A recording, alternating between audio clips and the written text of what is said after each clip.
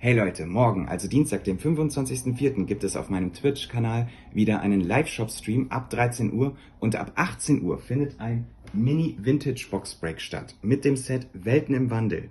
Wenn ihr einen Booster kauft von Welten im Wandel, bekommt ihr ein Sealed Booster von dem Set Kampfstile als Goodie zur Bestellung dazu. Alle Booster von Welten im Wandel werden live im Stream geöffnet. Ein Booster kostet 18 Euro im Shop.